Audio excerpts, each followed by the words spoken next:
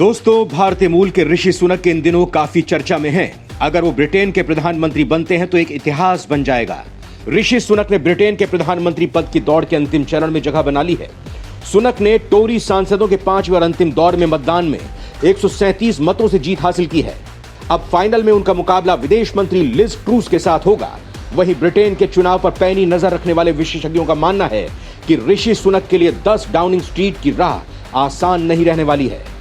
लेकिन यहां ऋषि कामयाब हो जाते हैं तो सच में एक इतिहास रच देंगे, क्योंकि जहां ब्रिटेन ने 200 साल तक भारत पर राज किया था, अब वहीं भारतीय उन पर शासन करेगा, जिसके बारे में शायद किसी ने भी नहीं सोचा होगा।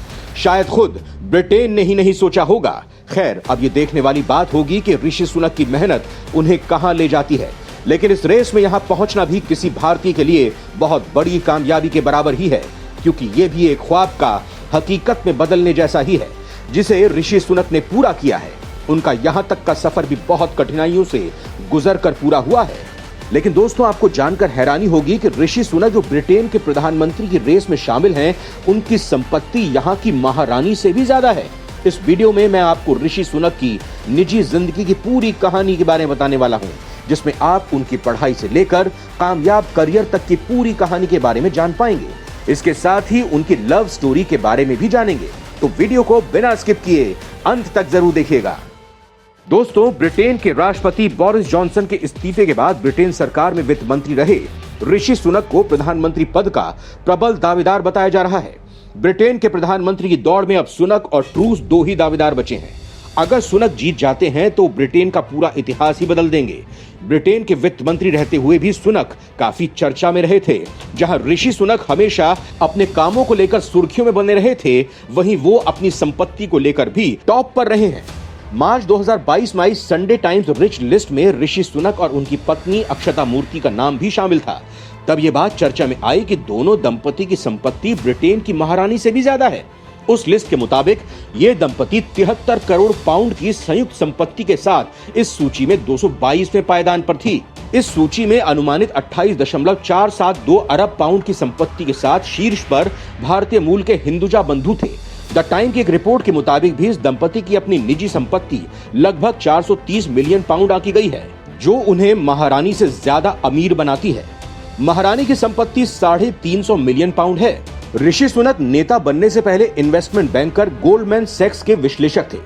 बाद में वो 2 हेज फंडों में हिस्सेदार भी रहे। इसके अलावा सांसद और चांसलर के रूप में उनका सरकारी वेतन 1,51,649 पाउंड है।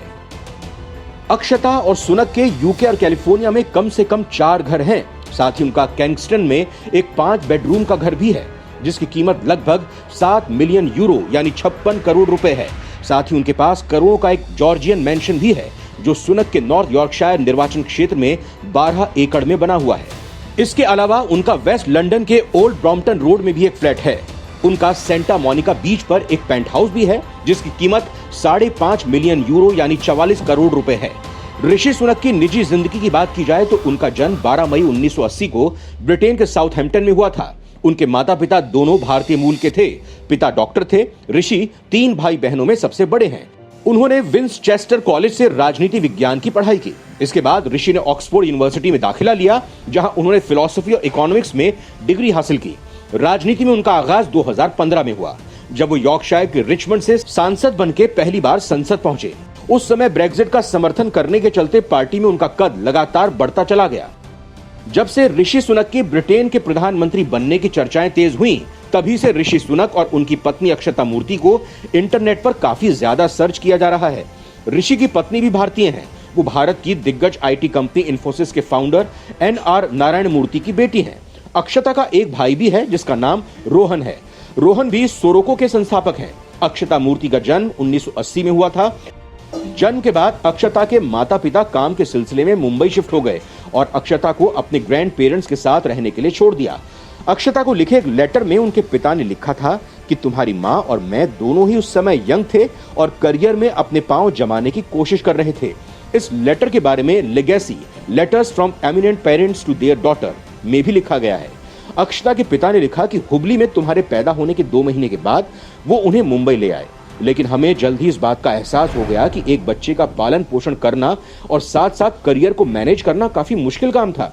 तो हमने फैसला किया कि तुम अपनी जिंदगी के शुरुआती दिनों में अपने ग्रैंड पेरेंट्स के साथ ही हुबली में रहोगी।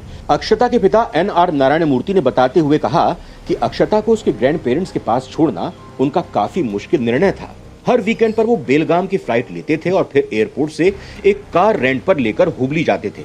ऐसा करना उन्हें काफी महंगा पड़ता था, लेकिन वो अपनी बेटी को देखे बिना रह नहीं पाते थे। अक्षता की मां सुधा मूर्ति एक कंप्यूटर साइंटिस्ट और इंजीनियर हैं। सुधा भारत की सबसे बड़ी कार मेकर कंपनी टाटा के लिए काम करने वाली पहली महिला इंजीनियर थीं। अब सुधा पब्लिक हेल्थ केयर में सुधार के लिए काम कर रही हैं।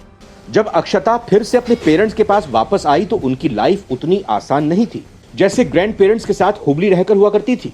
रोजाना शाम को 8 बजे से 10 बजे के बीच अक्षता और रोहन अपने स्कूल का होमवर्क किया करते थे और उनके माता पिता इस बीच फिजिक्स, मैथ्स, इंजीनियरिंग और हिस्ट्री की किताबें पढ़ा करते थे या ऑफिस का काम करते थे। धीरे धीरे अक्षता का परिवार समृद्धि की ओर बढ़ता गया, लेकिन फिर भी अक्षता के पेरेंट्स ने उसे स्कूल ले जाने और वापस लाने के लिए प्राइवेट कार की बजाय रेगुलर ऑटो रिक्शा ही रखा। ऑटो रिक्शा से रोजाना स्कूल जाते हुए अक्षता के बहुत से दोस्त बन गए, यहां तक कि रिक्शे वाले अंकल से भी अक्षता की दोस्ती हो गई। लॉस एंजलिस में fashion institute of design and merchandising में जाने से पहले अक्षता कैलिफोर्निया के प्राइवेट लिबरल क्लेरोमेंट मैककेना कॉलेज गई, जहां उन्होंने अर्थशास्त्र और फ्रेंच की पढ़ाई की। स्टैनफोर्ड यूनिवर्सिटी में MBA करने से पहले उन्होंने डेलॉयट और यूनिलीवर में भी काम किया। स्टैनफोर्ड यूनिवर्सिटी में अक्षता की मुलाकात ऋषि सुनक से हुई, जिन्हें प्रतिष्ठित फुल ब्राइट स्कॉलरशिप के तहत यहां एडमिशन मिला था।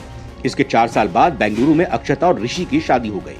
अक्षता के पिता बताते हैं कि जब पहली बार अक्षता ने मुझे अपनी नई लाइफ पार्टनर के बारे में बताया तो मुझे काफी बुरा लगा और जलन महसूस हुई, क्योंकि जिस बेटी को वो अब सबसे ज्यादा प्यार करते थे उसकी जिंदगी में कोई और आ गया था। लेकिन जब मैं ऋषि से मिला और मैंने पाया कि वो एक ब्रिलियंट है, हैंडसम और सबसे जरूरी बात ईमानदार है, तो मैं समझ गया कि क्यों अक्षता ने उसे अपना दिल दिया। स्टैनफोर्ड के बाद अक्षता 2007 में सैन फ्रांसिस्को में एक Dutch clean technology incubator fund में मार्केटिंग डायरेक्टर के रूप में शामिल हुई। लेकिन अपना खुद का फैशन लेबल अक्षता डिजाइन शुरू करने के लिए वो यहां से चली गई। साल 2009 में टाइम्स ऑफ इंडिया को दिए गए एक इंटरव्यू में अक्षता ने कहा कि मेरे माता पिता की कामयाबी को देखते हुए हर कोई ये पूछता है कि क्या मैं भी अपनी लाइफ में ऐसी उपलब्धियां हासिल करूंगी, लेकिन मुझे भरोसा है कि एक दिन ये बिजनेस आगे बढ़ेगा और मैं अपने बलबूते पर कुछ कर दिखाऊंगी। अक्षता ने यह भी कहा था कि यह मेरा जुनून है और मैं इसके अलावा बाकी किसी चीज पर ध्यान देने के बारे में सोच भी नहीं सकती। हालांकि अक्षता का यह बिजनेस 3 सालों में ही गिर गया और सफल नहीं हो पाया। आपको बता दें कि इन्फोसिस में अक्षता के 0.91% स्टेक हैं, जिसकी कीमत लगभग $900 मिलियन यानी 690 मिलियन यूरो है। रिपोर्ट्स के मुताबिक वो ब्रिटेन की महारानी से भी ज्यादा अमीर हैं। ऋषि सुनक को ब्रिटेन में कई बार अपनी पत्नी के कारोबार और टैक्स से जुड़े विवाद पर घेरा गया, लेकिन उन्होंने हर बार अपनी पत्नी और ससुराल का बचाव किया। वहीं ऋषि सुनक की ब्रिटेन के प्रधानमंत्री पद के दावेदारी की बात करें तो ऋषि और लिज ट्रूस के बीच 25 जुलाई को लाइव डिबेट होगी।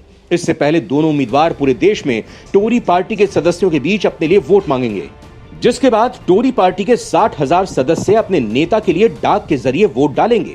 इन डाक मतपत्रों की गिनती करके 5 सितंबर को विजेता की घोषणा की जाएगी, जिसके बाद 7 सितंबर को नए प्रधानमंत्री ब्रिटिश संसद में सवालों का सामना करेंगे। ऐसे में अगस्त का पूरा महीना ब्रिटेन के लिए गहमा गहमी भरा रहने वाला है, जिसके बाद पता चलेगा कि आखिर इस पद का हकदार कौन है।